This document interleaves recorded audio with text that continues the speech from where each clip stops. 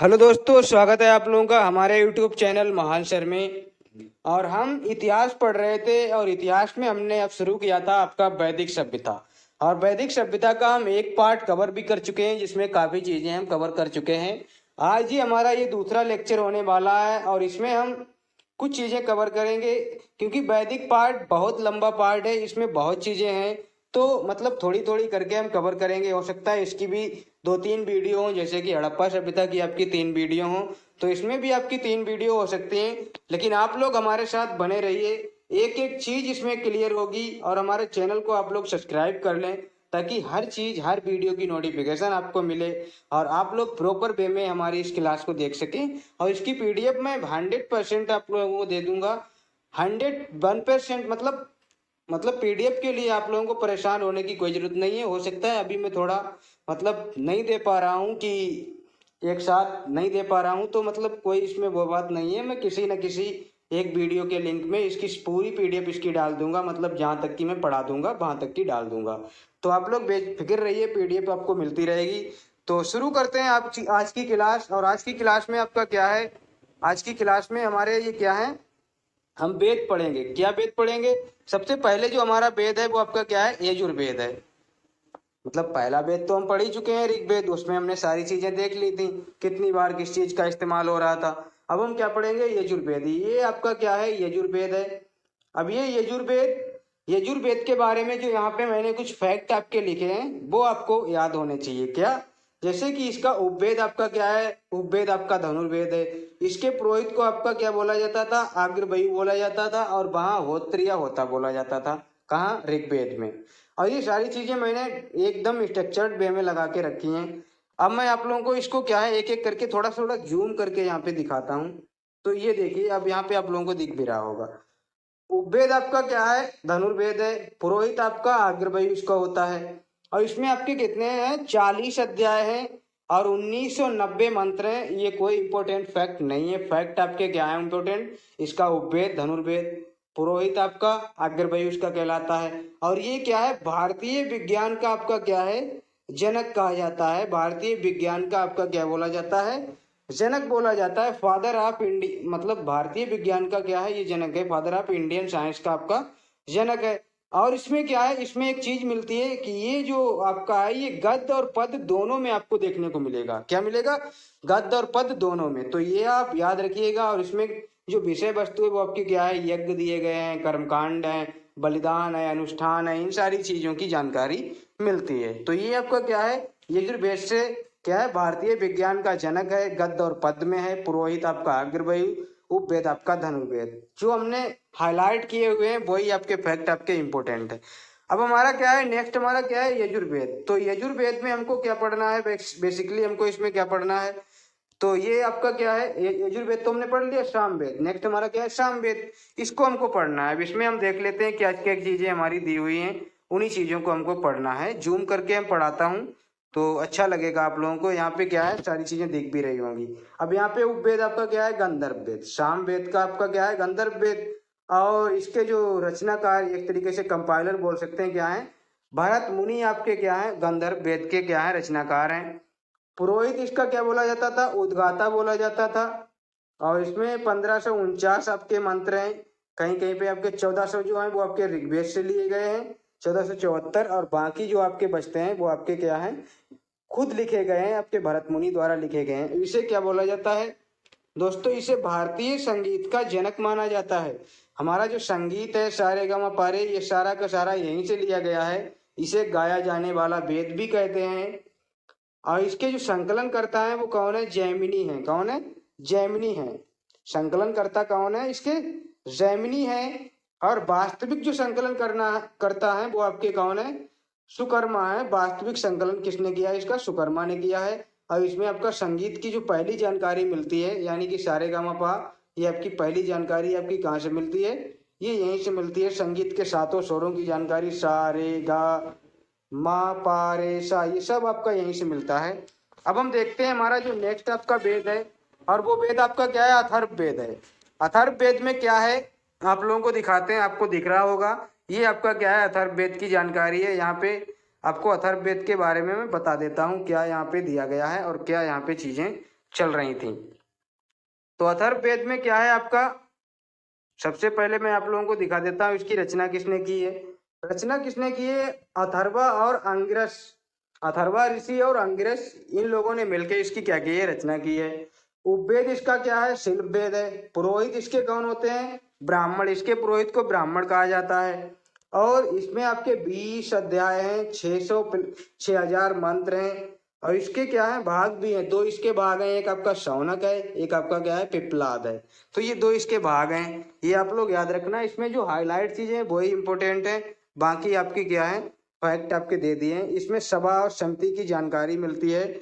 और इसमें क्या कहा गया है, सभा और समिति जो हैं उनको क्या बोला गया है, यहाँ पे मैं लिख के लाया हूँ कि सभा और समिति को क्या बोला गया है। सभा और समिति को प्रजापति की 2 पुत्रियां बोला गया है। जैसे इस समय लोकसभा राज्यसभा है ना, उसी तरह से आपकी क्या होती थी, सभा समिति और विदत हुआ करती थी। ये पुरानी क्या होती थी, आपकी पॉलिटिकल आपकी क्या होती थी, व्यवस्थाएं होती थी। इसमें आपकी जो विषय वस्तु है वो आपकी क्या है, जादू टोना, भूत पिशाच, वशीकरण, इस तरह के तंत्र मंत्र आपके इसमें बहुत दिए गए हैं। तो ये सारी चीजें आप लोगों को पता होनी चाहिए। अब हम बढ़ते हैं नेक्स्ट, और नेक्स्ट आप लोगों को दिखाते हैं कि इसमें और क्या क्या चीजें हमको इसमें पढ़ना रहता है। नेक्स्ट नेक्स्ट नेक्स्ट, अरे नेक्स्ट पेज आ जा भैया, नेक्स्ट पेज आ जा, नेक्स्ट पेज। क्या हो गया है, लॉक हो गया क्या पेज, हाँ मिल गया मिल गया मिल गया। तो अब हम नेक्स्ट पेज पे आ चुके हैं, और नेक्स्ट पेज हमारा क्या है, नेक्स्ट पेज पे क्या क्या लिखा है और हमें क्या पढ़ना है इसमें, ब्राह्मण ग्रंथ। क्योंकि आपको ऋग्वेद को समझना है तो बहुत चीजों को समझना पड़ता है। ब्राह्मण ग्रंथ हैं, आरण्यक ग्रंथ हैं, ये सारे के सारे क्या है, वेद। वेद मतलब वैदिक काल की जानकारी के एक तरीके के स्रोत हैं कि वैदिक काल में चल क्या रहा था। वैदिक काल से अभी रिलेटेड फैक्ट भी देखेंगे, राजा का क्या स्थान होता था, प्रजा क्या होती थी, वहां पे कार क्या होते थे, सारी चीजें देखेंगे। फिलहाल तो अभी हम एक चीज पढ़ रहे हैं, क्या है यहाँ पे, यहाँ पे आप लोगों को क्या दिख रहा है, यहाँ पे मैं आप लोगों के लिए क्या लेके आया हूँ, एक चीज क्या है, ब्राह्मण ग्रंथ। ब्राह्मण ग्रंथ में आपके क्या है, सबसे पहले देखिए मैं यहाँ पे क्या है, एक आपका जो ऋग्वेद है, ऋग्वेद का जो आपका ब्राह्मण ग्रंथ है वो आपका क्या है, ऐत्रेय और कौशितकी। इस कौशितकी को संखायन भी बोला जाता है। अब एक होता है आपका शुक्ल वेद, और शुक्ल वेद का जो आपका ब्राह्मण ग्रंथ है ना, शुक्ल वेद कौन सा, शुक्ल वेद कोई वेद नहीं है, यजुर्वेद जो होता है उसके 2 भाग हैं। अभी मैं इसकी एक टेबल आप लोगों को दिखाने वाला हूँ, उस टेबल में मैं आपको ये सारी चीजें दिखा दूंगा, उस टेबल से आपका सारा कुछ कंप्लीट हो जाएगा। शुक्ल यजुर्वेद और आपका क्या होता है, कृष्ण यजुर्वेद। तो जो शुक्ल यजुर्वेद है उसका जो आपका ब्राह्मण ग्रंथ है वो आपका शतपथ है, और जो आपका कृष्ण यजुर्वेद है उसका आपका कौन है, तैत्रेयी और आपका मैत्रेयणी। तैत्रेयी मैत्रेयी, तैत्रेयी और मैत्रेयी आपका क्या है, ये आपके कृष्ण यजुर्वेद के आपके क्या हैं, 2 आपके क्या है, ब्राह्मण ग्रंथ हैं। सामवेद का आपका कौन सा आपका ब्राह्मण ग्रंथ है, सामवेद के जो आपके ब्राह्मण ग्रंथ हैं वो आपके कौन से हैं, जैमिनेय है और आपका पंचविश है, इसी को तांडव भी बोला गया है। और जो आपका अथर्ववेद है इसका सिर्फ एक ही आपका है, गोपद। क्या है, अथर्ववेद का गोपद। तो ये आप लोगों को याद रखना है, ब्राह्मण ग्रंथ आरण्यक ग्रंथ बिल्कुल सेम ही होने वाले हैं। देखिए ब्राह्मण ग्रंथ आपके यहाँ पे क्या, ऐत्रेय और कौशितकी थे। यहाँ पे आरण्यक ग्रंथ भी आपके क्या है, ऋग्वेद के ऐत्रेय और कौशितकी। यहाँ पे शतपथ था, और यहाँ पे जो यजुर्वेद का शतपथ शुक्ल वाला छोड़ के जो कृष्ण वाला था उसका यजुर्वेद तैत्रेयी और मैत्रेयणी। मतलब आपने ब्राह्मण ग्रंथ याद कर लिए, आपने समझ लियो कि क्या याद कर लिया, आपने आरण्यक ग्रंथ भी याद कर लिए। जैमिनेय और छांदोग्य आपके क्या है, इसमें सामवेद में आपके क्या दिए गए हैं, जैमिनेय और छांदोग्य आपके दिए गए हैं। आपका अथर्ववेद में वही आपका क्या है, गोपद आपका दिया गया है। तो ये आपके क्या है, बिल्कुल जो आपने उधर पढ़ लिया वो आपने इधर पढ़ लिया बस। अब ये जो आरण्यक ग्रंथ होते हैं ये होते क्या हैं, और ब्राह्मण ग्रंथ ये क्या होते हैं, एक बार इसको भी समझ लीजिए। आरण्यक ग्रंथ आपके क्या होते हैं, जो जंगल में बैठ के लिखे गए हैं, जंगल में ऋषि के साथ में बैठ के जो चीजें लिखी जाती हैं, गुरु के पास समीप बैठ के जो चीजें लिखी जाती हैं वो आपकी क्या होती हैं, जंगल में लिखी गई चीजें आपकी क्या कहलाती हैं, आरण्यक। क्योंकि आरण्यक माने जंगल होता है। अब उनको आरण्यक ग्रंथ की संज्ञा दे दी गई है तो उनको क्या बोला गया, जंगल में लिखे गए ग्रंथ। अब एक चीज मैं आप लोगों को बताता हूं, जो ब्राह्मण ग्रंथ हैं ये क्या है, ये आपको क्या है, वेदों को समझने के लिए ब्राह्मण ग्रंथों की रचना की गई थी।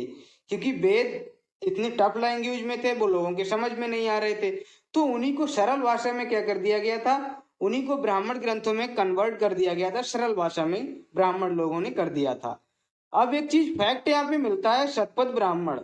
और शतपथ ब्राह्मण में क्या है, स्त्री को पुरुष की अर्धांगिनी माना गया है। यहाँ पे मतलब क्या माना गया है, स्त्री को पुरुष की अर्धांगिनी माना गया है। किसमें, शतपथ ब्राह्मण में। यानी कि स्त्री को क्या माना गया है, पुरुष की अर्धांगिनी। बोले तो बहुत अच्छा यहाँ पे स्थान था। स्त्री को मतलब एक अच्छे लेवल पे समझा जाता था। अर्धांगिनी का मतलब है कि पुरुष क्या है, वो अपनी पत्नी के बगैर क्या है, अधूरा है। यानी कि यहाँ पे स्त्री की जो दशा थी बहुत ही अच्छी थी। तो ये चीज यहाँ पे जानकारी मिलती है। अब यहाँ पे यज्ञ और कर्मकांड के विधि विधान भी यहाँ पे देखने को मिलते हैं। किसमें, इसी शतपथ ग्रंथ में। तो ये सारी चीजें वहां से हमको मिलती हैं। अब नेक्स्ट हमारा क्या आता है, पुराण। तो पुराण आप लोगों ने पढ़े होंगे कि पुराण, अब मैं यहाँ पे आप लोगों को दिखा देता हूँ पुराण के बारे में। पुराण आपके क्या है, ये आपका क्या है, पुराण। पुराण पुराण आपके क्या है, इनकी संख्या आपकी क्या दी गई है, 18 इनकी संख्या दी गई है। अब इनके बारे में एक एक चीज हम पढ़ते हैं, कि फैक्ट इनका देख लेते हैं, क्या क्या इनके फैक्ट दिए गए हैं। तो यहाँ पे मैं इसको जूम करके आपके लिए दिखाता हूँ। क्या है यहाँ पे, थोड़ा सा जूम कर लेता हूँ और आप लोगों को दिखाता हूँ। क्या, भारतीय ऐतिहासिक कथाओं का सबसे अच्छा क्रमबद्ध विवरण। अगर आपको भारतीय इतिहास का क्रमबद्ध विवरण चाहिए तो आप पुराण पढ़िए। वहां पे क्या है, राजाओं की वंशावली दी गई है, और वहां पे क्रमबद्ध मतलब क्रमबद्ध दिया गया है, जो कुछ भी दिया गया है। और इनके जो रचयिता हैं वो आपके कौन है, लोमहर्ष और उनके पुत्र उग्रशिरवा हैं। कौन, लोमहर्ष और उनके पुत्र हैं एक उग्रशिरवा। तो इन्होंने क्या है, पुराणों की रचना की है। अधिकांश पुराण आपके क्या है, संस्कृत में श्लोक में रचित हैं। और इसके जो पाठक होते हैं पुराणों के, उनको पुजारी बोला जाता है। क्या बोला जाता है, पुजारी बोला जाता है। स्त्री और शूद्र को इनके पाठन की अनुमति नहीं थी, हालांकि वे इन्हें सुन सकते थे। यहाँ से ये साबित होता है कि स्त्री की जो दशा थी वो शिक्षा के मामले में थोड़ी अच्छी नहीं थी।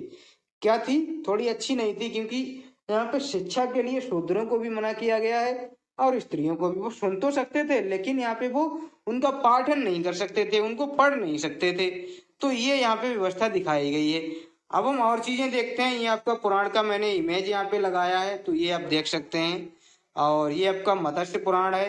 क्या है आपका, मत्स्य पुराण आपका ये दिया गया है। ये जो है सबसे पुराना आपका क्या है, पुराण है। अब यहाँ पे मैंने कुछ आपके प्रमुख आपके क्या है पुराण लेके आया हूँ, तो इनको आप देख लीजिए। पुराणों की जो संख्या है वो आपकी क्या है, 18 है, 18 आपके पुराण है। और ये बहुत पूछा जाता है पुराणों की संख्या के बारे में। अब यहाँ पे क्या है, प्रमुख क्या है आपके, मत्स्य पुराण। मत्स्य पुराण जो है आपका क्या है, इसमें क्या है, मैंने आपको बताया है कि राजाओं की वंशावली इसमें दी गई है। इसमें क्या है, आंध्र सातवाहन वंश, इसके बारे में जिक्र मिलता है कि इसमें आंध्र सातवाहन वंश दिया गया है। और विष्णु के 10 अवतारों का वर्णन भी आपके इसी मत्स्य पुराण में मिलता है। अब विष्णु पुराण जो एक आपका पुराण है, उसमें आपकी किसकी जानकारी मिलती है, उसमें जो जानकारी मिलती है वो आपकी मौर्य वंश की जानकारी मिलती है। किसकी मिलती है, मौर्य वंश की आपकी जानकारी इसमें दी गई है। तो ये बात आप याद रखना। वायु पुराण में आपकी गुप्त वंश की जानकारी दी गई है। वायु गुप्त में, वायु जो है वो आपका गुप्त पुराण में, गुप्त वंश जो है आपका वायु पुराण में मिलता है। ब्राह्मण पुराण में आपके पुरु वंश की जानकारी मिलती है। और इसको क्या बोला गया है, महापुराण बोला गया है। महापुराण क्या। अब भागवत पुराण में आपका श्री कृष्ण भक्ति की जानकारी मिलती है। तो ये क्या है आपके क्या है, पुराण क्या है, अलग अलग चीजों की जानकारी दे रहे हैं। अगर आपको क्या है क्रमबद्ध आपको कोई चीज पढ़नी है तो आप पुराण पढ़िए, उसमें सारी जानकारी आपकी क्या है क्रमबद्ध दी गई है। अब मैंने आप लोगों को बताया यहाँ पे क्या है, राजाओं की वंशावली दी गई है, तो ये यहाँ पे मैंने लिख के भी लाया हूँ। अब बढ़ता हूँ नेक्स्ट। नेक्स्ट क्या है, उपनिषद। उपनिषद क्या होते हैं, इनको ही वेदांत बोला गया है। क्या, वेदांत, वेदांत इनको बोला गया है। उपनिषद को आपका वेदांत बोला गया है, यानी वेद का अंत इन्हीं में हो जाएगा। वेद का अंत मतलब इनको आपने पढ़ लिया तो समझो सारे वेद आपके कंप्लीट हैं, सारी चीजें आपकी कंप्लीट हैं। अब उपनिषद, उपनिषद का जो मतलब है उसको एक बार आप समझ लीजिए कि इसका जो नाम उपनिषद है वो क्यों है। तो यहाँ पे मैं दिखा देता हूँ, थोड़ा सा जूम करता हूँ फिर आप लोगों को दिखाता हूँ। उप माने होता है आपका क्या, समीप, और निषद माने आपका होता है बैठकर। तो इसका मतलब क्या हो गया, यहाँ पे मैंने लिख के लाया हूँ, गुरु के समीप बैठकर लिखे गए धार्मिक ग्रंथ। क्या हुआ यहाँ पे, मतलब गुरु के समीप बैठकर लिखे गए धार्मिक ग्रंथ, ये इसका क्या हुआ मतलब हुआ। अब यहाँ पे जो आपके दिए गए हैं इनको एक बार मैं आप लोगों को पढ़ के सुना देता हूँ क्या क्या मैंने यहाँ पे लिखा है। क्या है, 108 हमारे क्या है उपनिषद हैं। कितने उपनिषद हैं? 108। पुराण हमारे 18 थे और हमारे जो उपनिषद हैं 108 हैं। तो ये आप याद रखना। अब यहाँ पे कुछ 10 महत्वपूर्ण आपके 10 उपनिषद हैं जिनको क्या बोला गया है, इन पर आदि गुरु शंकराचार्य ने भाष्य भी लिखा है। क्या? 10 आपके जो उपनिषद हैं उन पे आदि गुरु शंकराचार्य ने भाष्य लिखा गया है। और 4 उपनिषद आपके कैसे हैं? 4 उपनिषद आपके क्या है? एक आपका कठोपनिषद है, एक आपका ईश उपनिषद है और एक आपका क्या है, श्वेतांबर उपनिषद है, एक आपका मैत्रायणी उपनिषद है। तो ये आपके 4 उपनिषद कैसे हैं? ये आपके गद्य में लिखे गए आपके उपनिषद हैं। और 2 आपके क्या है, प्रश्न और केन उपनिषद। एक आपका प्रश्न उपनिषद है, एक आपका केन उपनिषद है। ये आपके गद्य और पद दोनों में लिखे गए हैं। तो ये आपके क्या है, इंपॉर्टेंट है। बाकी तो आपके 108 है, पूरा का पूरा मैंने आप लोगों को बता दिया। अब यहाँ पे कुछ फैक्ट आपके निकल के आते हैं, उनको एक बार आप लोग देख लीजिए। क्या है जो आपके ये हैं उपनिषद, जैसे कि आपका सबसे बड़ा उपनिषद आपका कौन सा है? एक आपका क्या है, बृहदारण्यक उपनिषद, जो सबसे बड़ा उपनिषद है बृहदारण्यक। और इसमें आपका क्या जानकारी मिलती है? इसमें एक जानकारी मिलती है तमसो माँ ज्योतिर्गमय। तमसो माँ ज्योतिर्गमय, ये मेरा क्या है मतलब, ये यहाँ पे श्लोक दिया गया है। ये आपका बृहदारण्यक में तमसो माँ मतलब तम माने अंधेरा, तम से मतलब मुझे दूर ले चल, और ज्योतिर्गमय मतलब मुझे ज्योति की तरफ ले चल, यानी उजाले की तरफ ले चलो। तमसो माँ ज्योतिर्गमय। और याग बलक और गार्गी का जो संवाद है ना, वो भी आपका इसी में देखने को मिलता है, बृहदारण्यक। अब एक चीज आपका क्या है, सबसे छोटा आपका कौन सा है? ये आपका मांडुक्य उपनिषद जो है, सबसे छोटा आपका उपनिषद मिलता है मांडुक्य उपनिषद। सत्यमेव जयते आपका कहाँ से मिलेगा? आपका मुंडक उपनिषद से आपको देखने को मिलेगा सत्यमेव जयते। कहाँ से? मुंडक उपनिषद। और एक आपका क्या है, मांडुक्य उपनिषद होता है, उससे आप कंफ्यूज नहीं होने का। और यम नचिकेता संवाद आपका कठोपनिषद में। तो देखो सत्यमेव जयते आपका पता होगा मुंडक उपनिषद।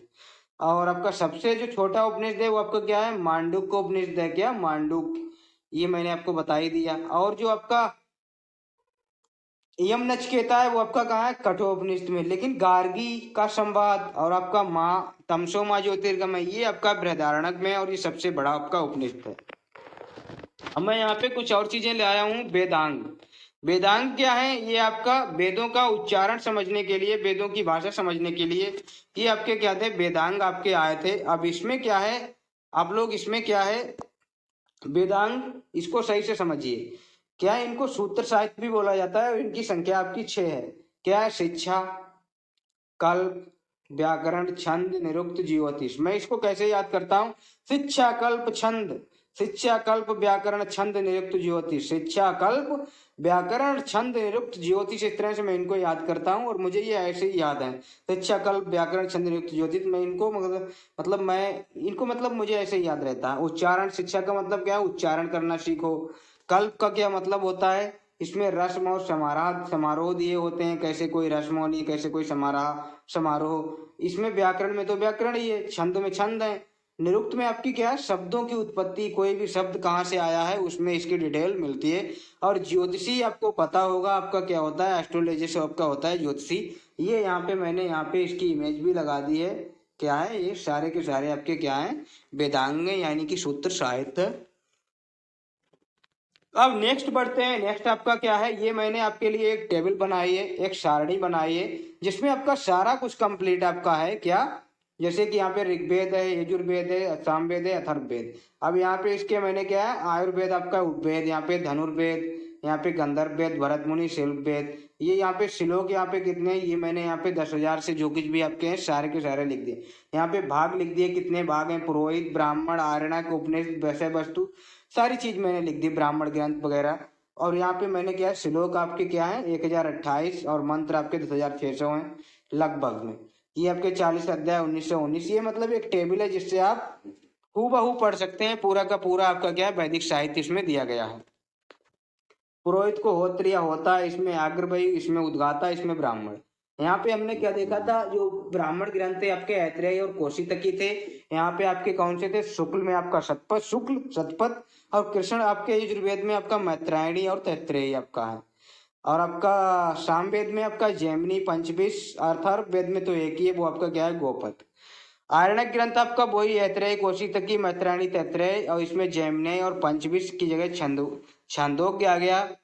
और यहाँ पे जो आपका उपनिषद है वो आपका क्या है, उपनिषद क्या है, 108 आपके उपनिषद हैं, यानी कि 108 बोले तो ये आपके सारे के सारे दिए हैं। आपका ऐत्रेय, कौशिकी आपके क्या है, उपनिषद हैं। और आपका तैत्रेय है, श्वेतांबर उपनिषद है, मैत्रायणी उपनिषद है, आपका महानारायण उपनिषद, कठोपनिषद है, जैमिनी उपनिषद है, बृहदारण्यक, छांदोग्य, केन, ये सारे के सारे आपके क्या है, उपनिषद हैं। तो यहाँ पे मैंने सारी चीजें, यहाँ पे इनकी जानकारी क्या, इनमें क्या मिलता है, सारी चीजें जो हमने पीछे पढ़ी हैं वो इसमें दी हैं। आप इस टेबल को क्या है, एक बार में पढ़ सकते हैं। इस टेबल का फायदा क्या है, आप एक बार में पढ़ना चाहें तो इस टेबल से पढ़ सकते हैं। अब नेक्स्ट बढ़ते हैं। नेक्स्ट हमारा क्या है, अन्य साहित्य इसमें दिया गया है। अन्य साहित्य में क्या, जैसे अभी मैंने यहाँ पे क्या है, सत्यमेव जयते आपको दिखाया था, मुंडकोपनिषद, आपका अष्टो माह सदगमय आपका बृहदारण्यक से, और तमसो माह ज्योतिर्गमय आपका बृहदारण्यक से, यम नचिकेता आपका कठोपनिषद से आपका दिया गया है। अब यहाँ पे मैं कुछ चीजें आपकी क्या है, जैसे यहाँ पे आपका क्या है, कुछ ग्रंथ है, जैसे ग्रंथ आपका दिया गया है यहाँ पे भाषा, और यहाँ पे रचनाकार कि रामायण जो है आपका वो संस्कृत में किसने लिखी, तो रामायण को संस्कृत में आपका किसने लिखा, वाल्मीकि ने लिखा। अगर आप रामायण को ही आप अवधि में देखेंगे तो तुलसी ने लिखा, और अगर आप रामायण को तमिल में देखेंगे तो कंबन ने लिखा, जिनको कुंभन भी बोला गया है। और रामायण अगर फारसी में देखें तो अब्दुल कादिर बदायूनी, इनको बदायूनी भी बोला जाता है सिर्फ। और रामायण अगर बांग्ला में देखें तो कृतवास ने लिखा है। मतलब रामायण को कितनी भाषाओं में अलग अलग लिखा गया है, और मैंने यहाँ पे सारी चीजें यहाँ पे आपको स्ट्रक्चर्ड करके दिखा दी हैं। और महाभारत जिसको वेद व्यास ने लिखा है, इसको क्या बोला जाता है, जय संहिता, और ये तो आपका संस्कृत में ही होगा। अब आप लोगों को एक चीज दिखा देता हूँ, जो यहाँ पे मैंने कुछ दर्शन लिए हैं। यहाँ पे क्या दर्शन, ये आपके क्या है, दर्शन है। यहाँ पे मैं थोड़ा सा जूम करता हूँ, क्या है, ये दर्शन है। अब इन दर्शन के बारे में आप पढ़िए, इनसे बहुत क्वेश्चन पूछे जाते हैं कि अद्वैतवाद का सिद्धांत किसने दिया, आपका चारवाक सिद्धांत किसने दिया। तो सांख्य दर्शन आपका कपिल मुनि ने, क्या है, सांख्य दर्शन आपका किसने दिया, कपिल मुनि ने। और आपका चारवाक दर्शन ये नास्तिकता पर आधारित है, और ये किसने दिया है आपका, ये आपका चारवाक ऋषि ने दिया है। न्याय दर्शन आपका गौतम ऋषि ने। वैशेषिक दर्शन आपका कणाद है। पूर्व मीमांसा आपका जैमिनी, उत्तर मीमांसा आपका व्यास, इनको बाद नारायण भी बोला गया, बाद रायण। अद्वैतवाद आपका जो है ये शंकराचार्य, ये बहुत पूछा जाता है। अब विशिष्टता द्वैतवाद आपका किसका है, ये आपका रामानुज का है। योग दर्शन पतंजलि का है। और वैदिक धर्म की शुद्धता पर बल किसने दिया है, कुमारिल भट्ट ने। तो ये इसके क्या है, दर्शन है, महत्वपूर्ण आपके दर्शन है, इनको आप याद रखिएगा। अब नेक्स्ट बढ़ते हैं। नेक्स्ट हमारा क्या है, नेक्स्ट जो है कुछ स्मृतियां हैं, जैसे कि आपकी मनु स्मृति। अब इसमें मैं आपको सिर्फ मोटा मोटी चीजें बता देता हूँ, बाकी आप पीडीएफ से पढ़ सकते हो। मोटा मोटी चीजें क्या है, जैसे इसको मनु ने इसकी रचना की है। सबसे प्रमुख इसमें क्या है, प्रमाणिक है, सबसे प्रमुख है, प्राचीन स्मृति है। 200 बीसी से 200 एडी तक इसकी जानकारी मिलती है, और शुंगों के समय की है। ये क्या है, शुंगों के समय की जानकारी इसमें मिली है। मानव धर्मशास्त्र, मुद्रा का उल्लेख, सोने चांदी तांबे, ये सारी चीजें इसमें दी गई हैं, इनका इस्तेमाल होता था। विदुर को पुनर्विवाह का अधिकार, लेकिन विधवा को पुनर्विवाह का अधिकार नहीं था। संपत्ति में भी विधवा का अधिकार नहीं था, विधवा का मुंडन करा दिया जाता था। मतलब बड़ी स्थिति खराब थी, यहाँ पे क्या थी, बड़ी स्थिति खराब थी। भाष्यकार इसके मेघ तिथि है, भारूसी है, दो प्रकार के अध्यापकों का इसमें वर्णन मिलता है। भाष्यकार मतलब जिन्होंने इस पर टीका किया है, टिप्पणी की है, कमेंट किया है, उसको भाष्य बोलते हैं। उपाध्याय, दो तरीके के शिक्षकों का इनमें वर्णन मिलता है, एक आपके उपाध्याय, एक आपका आचार्य। उपाध्याय जो शुल्क लेते थे, आचार्य जो निःशुल्क लेते हैं। जैसे कि यूट्यूब पे आप फ्री पढ़ते हैं ना, तो वो आपके क्या है, एक तरीके से आचार्य। जैसे कि मैं भी पढ़ा रहा हूँ, तो ये क्या हो गया, मैं आचार्य हो गया। और अगर मैं शुल्क लूँ तो मैं उपाध्याय हो जाऊंगा। आप लोग समझ गए होंगे। अब यहाँ पे क्या है, और भी आपकी क्या है, यहाँ पे स्मृतियां दी हैं, जैसे कि आपकी मैत्रेयनी है। इसमें स्त्री की सर्वाधिक गिरी हुई स्थिति बताया गया है, और इसमें बोला गया है स्त्री क्या है, जुआ और शराब की तरह। स्त्री पुरुष का तीसरा मुख्य दोष है, जैसे कि जुआ और शराब उनका दोष है, जैसे स्त्री एक दोष है। और यहाँ पे नारद स्मृति, यहाँ पे मैंने मनु स्मृति की तो इमेज भी लगा दी है। नारद स्मृति, इसमें नियोग प्रथा का जानकारी मिलता है, देवर के साथ विवाह, दासों की मुक्ति की जानकारी। और आपका विष्णु स्मृति में गद्य और गुप्तकालीन स्मृति है, ये मुद्राओं का अंकन इसमें देखने को मिलता है। तो ये सारी जानकारी यहाँ पे मिलती है इससे। याज्ञवल्क्य की स्मृति है, इसमें ये 1000 मतलब 100 BC से 300 AD तक मिलती है। स्त्रियों को संपत्ति का अधिकार और विधवाओं को पुनर्विवाह का अधिकार ये याज्ञवल्क्य की स्मृति में मिलती है। अब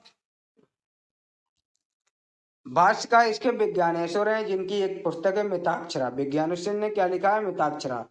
कल्याणी के चालुक्य शासक विक्रमादित्य 6 के समय की ये लिखी गई है। देवल स्मृति है, पूर्व मध्यकालीन मतलब मध्यकाल से पहले की लिखी गई है। मुस्लिम धर्म से पुनः हिंदू धर्म में परिवर्तन की बात करता है। पिता के जीवन काल में ही पुत्रों को संपत्ति मिल जाया करती थी और ये समस्त भारत में ये चीज चल रही थी। अब नेक्स्ट आपका क्या है उसको भी देख लेते हैं कि और आपका क्या है। अब यहाँ पे हमारा वैदिक काल जो है वो आपका दो चरणों में तो मैंने बताया ही था, ऋग्वैदिक काल और आपका उत्तर वैदिक काल। तो यहाँ पे जो है जो आपका ऋग्वैदिक काल में जो एरिया था वो आपका क्या था? वो आपका यहाँ वाला एरिया आपका क्या था? ऋग्वैदिक काल का था।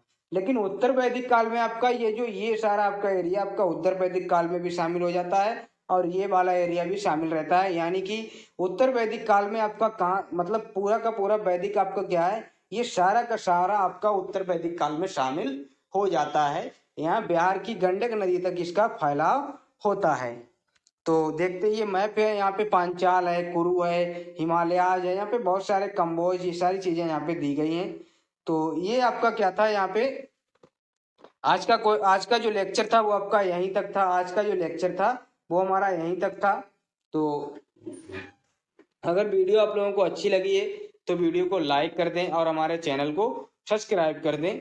और अगर आप लोगों को PDF चाहिए तो PDF के लिए हम इसमें लिंक दे देंगे, नीचे डिस्क्रिप्शन में आप लोगों को लिंक मिल जाएगा और उस लिंक पे जाके आप लोग क्या कीजिएगा, वहाँ से आप क्या कर सकते हैं, इसकी PDF आप लोग डाउनलोड कर सकते हैं। तो इसमें ही मैं इसका लिंक दे दूंगा। तो मिलते हैं फिर नेक्स्ट वीडियो में, तब तक के लिए धन्यवाद।